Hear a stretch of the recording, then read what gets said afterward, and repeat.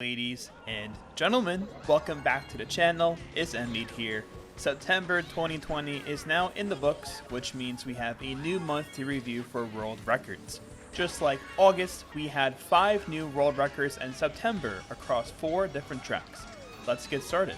Starting off the month of September, we continued the Mushroom Gorge no glitch activity that began in August between Connor and Daniel.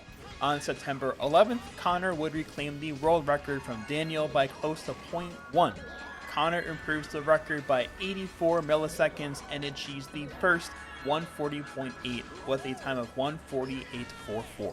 Connor said this was a pretty crazy run for him and didn't think he would get this big of an improvement, and he is happy with this run overall. However, Connor said that when he set his previous record, he thought that a mid 140.8 was close to the limit, but now with setting this run, he feels a mid 140.7 is feasible to pull off.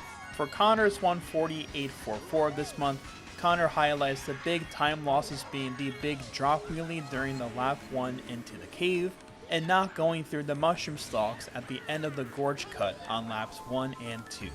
The time loss combined over laps 1 and 2 for not going in between the mushroom stalks is close to 100 milliseconds total according to Connor. And combining the missed chain wheelie on lap 1, all of the mistakes made lost a little over 100 milliseconds. Connor closes his comments with mentioning his goal is subbing a 147.50 to beat the wall ride record. It really seems like we are splitting hairs for any sort of sizable improvement at this point for Mushroom Gorge no glitch. As dynamic of a track as Mushroom Gorge no glitch is at this point, with the driving meta and the techniques utilized, the very fine details like getting the small chain wheelie before the cave entrance actually matters now. I feel this track is nearing the optimized state that Wario's Gold Mine no glitch is currently in comparison. I tend to fall back on this comparison frequently in this series, but look at how optimized a completely flat track like SNES Mario Circuit 3 is today. The world record there is only 51 milliseconds off of the best known splits, on a track based on pure driving, executing each drift and mushroom perfectly each lap. On Wario's Gold Mine, the world record there is 115 milliseconds off the best known splits on a track with varying levels of elevation, tricks, the turn skip, the wall bounce, and more. Yet it's near its limits with the strategies used. I feel Mushroom Gorge no glitch is nearing that standard now as well, with Connor's 148.44 being only 286 milliseconds off the current best known splits of a time of 145.58.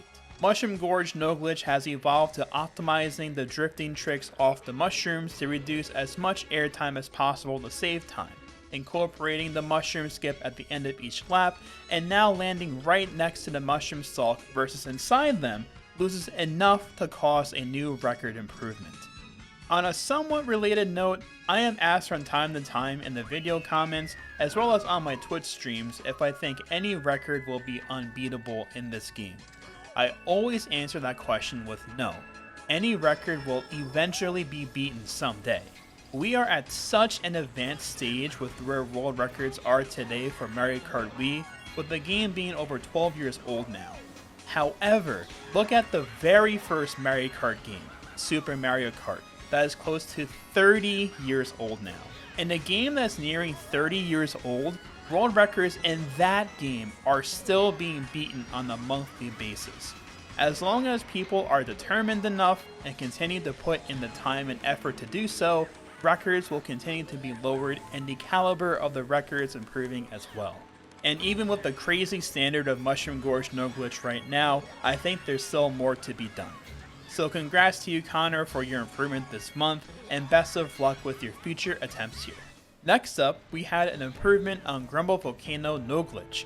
On September 20th, Jared would beat Connor's world record by 18 milliseconds with a time of 151.585, achieving the first 150.5 time, and in addition, this is Jared's first time holding more than one world record, so congratulations on that achievement as well, Jared.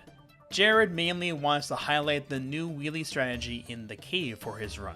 On the first left turn around this corner, if you optimize the soft drift, then go into the opposing notch for the analog stick on the right facing soft drift. You have both the time and an angle to get a Superman-esque wheelie out of the cave, which is very fast and satisfying to pull off, Jared said. We can see this in the comparison of Jared versus Connor's record on each lap, with the time save being more apparent on laps 2 and 3. I also think this strategy is beneficial for the preceding trick afterward, because based on the angle Jared tends to exit the cave with this strategy, it seems he's drifting harder left and drifting a bit longer altogether, which can save even more time. And for those unaware, in the majority of circumstances on the majority of tricks we can execute in the game on each track, it is faster to do a drift off of a ramp to reduce airtime, thus saving time overall. If you were to simply wheelie straight off and not do anything whatsoever, you're in the air for a longer period of time, thus losing time.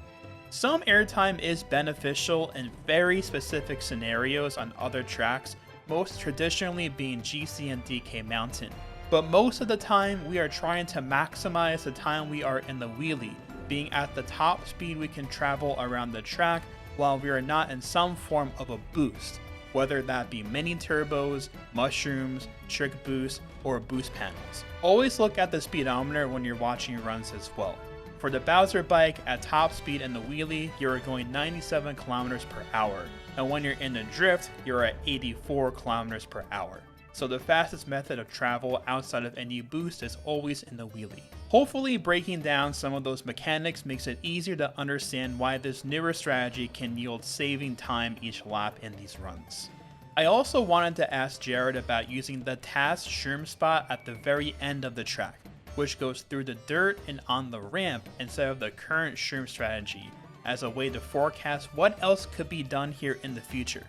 Jared says that this track is so inconsistent as it is that the implementation of the task shroom would simply make him quit the track, because it's like 10 times harder than the normal shroom cut, unless there's another way that's found to be more consistent at the task shroom strategy, Jared says. Jared was hard at work on this track for a while now, streaming his attempts and pulling off some very impressive laps and paces, pulling the majority of the best known splits here currently. Jared said it was a cool experience to knock this down as far as it is so far, with his improvements and ultimately nailing the world record here. As just last year in 2019, we were trying to break the 152 barrier, and now we are sitting at a 151.5. Jared wanted to give a big shout out to Connor for being a good sport, always pushing Jared to beat him and helping Jared with things along the way. Jared feels this helps bring out the beauty in the game, taking pride in how far we can push this game together instead of focusing on one's self-accomplishments and not helping each other, as the game wouldn't progress that way. And I very much agree with that sentiment, and the sportsmanship between Jared and Connor is admirable. Great job, Jared, on achieving the record here and holding more than one world record at once for the first time. Good luck on your future attempts. Now we head to Moonview Highway, where we had 2 improvements in September. On September 22nd, Justin would beat one of the 2 remaining world records from 2018, which was Luke's 143.152, set on December 24th, 2018. Justin improved the record by 15 milliseconds with a time of 143.137, and the next day on September 23rd, Justin had a 1 millisecond improvement with a time of 143.136, lowering the record twice in September. There is a lot to unravel with these records, with new strategies utilized and backstory as well, with Justin giving such comprehensive feedback, answering a lot of the questions I had about the new strategies used and more, so let's get into it. Before going into the details for these runs, however, Justin wanted to explain how he became motivated on achieving the record here. A few months ago, Justin achieved a time that was within 70 milliseconds of Luke's time, but wasn't motivated on grinding for the record until earlier in August. He was shown a strategy by community member Jeff, where he can slip off the last boost panel and charge a mini turbo with a technique he coined as quote-unquote drift storage. If it wasn't for Jeff showing Justin this strategy, Justin said he probably wouldn't have picked this up again. Justin says this strategy is pretty complex to pull off, as from the surface people might think that all you need to do is time the hop on the boost panel, at the right time and you get the slip drift, but that is actually not the case. And I personally thought the same way just looking at it in the past, so Justin's explanation is amazing. Justin explains that the way the game detects if the player is going to drift or not is when they start holding left or right while off the ground and holding the drift button. Justin explains that when the player is holding the drift button while on the ground and hasn't drifted from that button press and keeps holding drift, the player is in a state of quote-unquote drift storage. Justin says since the player is holding the drift button and hasn't drifted yet, the game is still wanting to actually make you drift. Justin says to remember that the player can drift only when off the ground. During this state of quote-unquote drift storage, when the player is holding left or right and then experiences airtime, the player finally starts the drift. This is useful because when you're holding left or right during drift storage, the game inputs an infinite amount of drifts. To boil that down simply, Justin says this has the potential to make frame-perfect maneuvers into 100% accuracy. With all this information covered, Justin delves further as to how this works with the slip drift on the final panel of Moonview Highway. The first step is to activate drift storage. The player must hold the drift button without holding left or right in the air, and then keep holding the drift button. The second to last boost panel at the final straight is super bouncy for some reason, and can give the player a sufficient amount of airtime, so the player can activate drift storage by holding the drift button over the second to last boost panel. The player then carries the drift button press up to the final boost panel. Justin explains this boost panel has the strange property as the previous boost panel, except it gives a much smaller bounce, which Justin believes it only gives one frame of airtime. And with this bounce, even if it's the smallest bounce in eternity, it is enough to get a slip drift off with near 100% accuracy by simply holding right on the control stick before the boost panel. The player is then given enough space to charge a main turbo to complete this strategy. Justin also explains this is the strategy that is used on Koopa Cape when entering back into the waterfall after the shroomless cut on that track. Once Justin connected this strategy on Moonview Highway to the shroomless drift exit on Koopa Cape, it instantly clicked for me sifting through Justin's well-written explanation of the strategy. As on Koopa Cape, when you're in the air for the shroomless cut, you're holding the drift button while you're still in mid-air before you land again, thus having drift storage and turning left once back in the water stream. I asked Justin how much time this strategy saves, and Justin says the main turbo saves time because it avoids having to do the chain wheelie at the start of the following lap. As a result, this can save approximately a frame to 50 milliseconds when performed.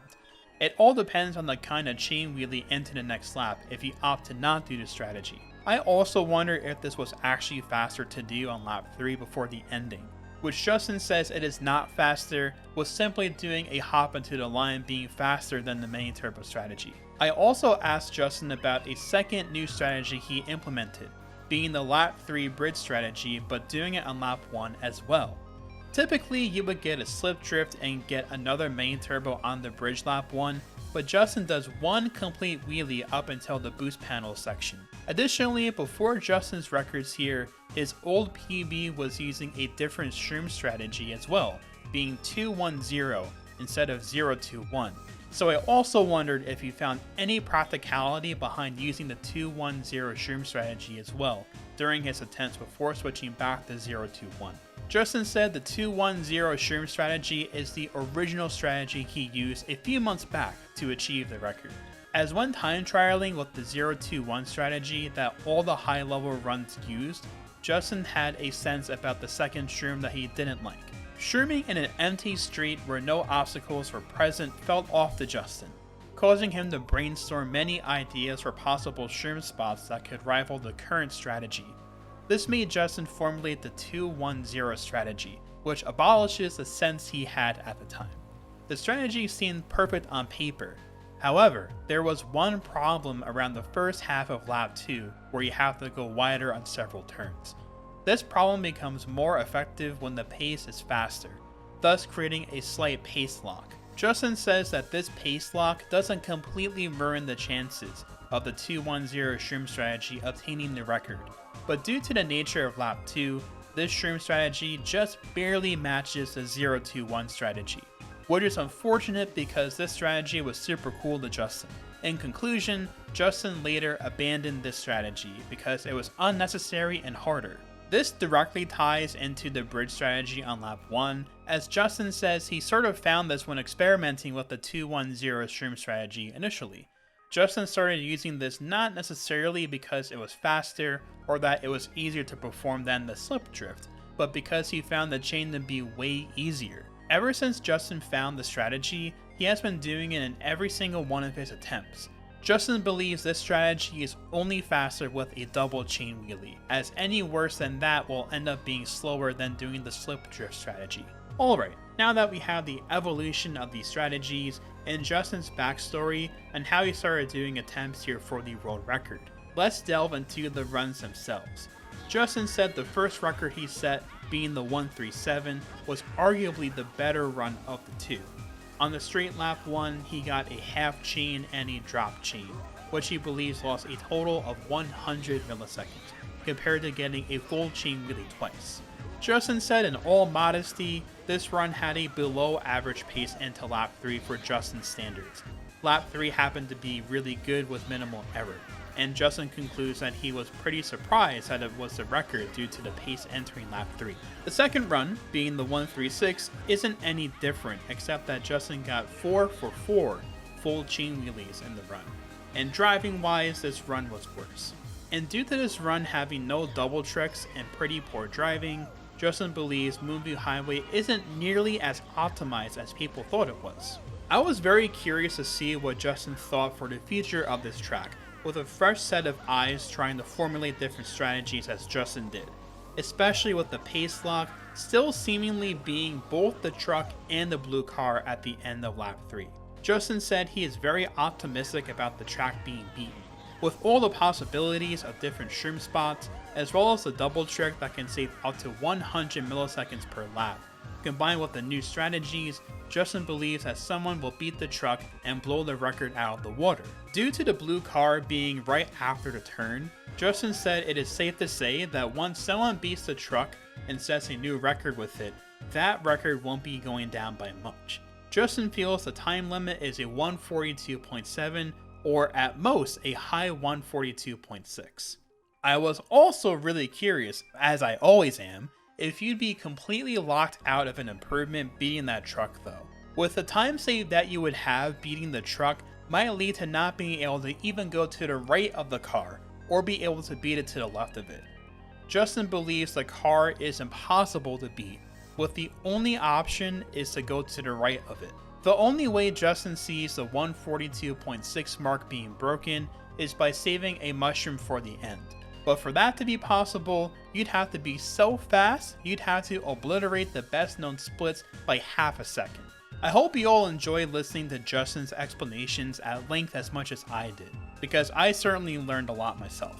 Justin is not only a top ranked time trialer, but he has been known for some time now as being an innovative player, thinking outside the box to brainstorm different strategies and advance tracks even further. And this once more also hallmarks the power of collaboration between fellow players to advance the game further. The main turbo strategy at the end of laps 1 and 2 have been used in task runs in the past, but was never really entertained as being a consistent and viable RTA strategy. Having the depth of understanding for the game's mechanics, with Jeff explaining this to Justin and sparking the drive to pick this up again is amazing. I think we will see the elusive 142 on Moonview Highway become a reality at some point, and this is definitely promising progress so far. Luke's record here stood for 638 days, and was one of the last two remaining 2018 world records. The final world record from 2018 is DK's 220.672, set on Bowser's Castle No Glitch on October 13, 2018. Congrats to you, Justin, for your accomplishment here, and good luck on future attempts. For the last record set in September, we head now to N64 Mario Raceway. On September 30th, Sosis would beat Jascha's world record by 23 milliseconds with a time of 1:41.335. Sosis starts off by explaining he originally picked this track up again around the 3rd week of July to get back in the worldwide top 10 initially. However, once he finally got a time that put him back on the top 10, it occurred to Sosis that he had a legitimate shot at the world record, since the run he set was near world record pace entering lap 3, being his older 1:41.602 PB. Sosis said he has had potential on the few more tracks to get world record on, but it would always slip through his hands as the records would just keep getting lowered.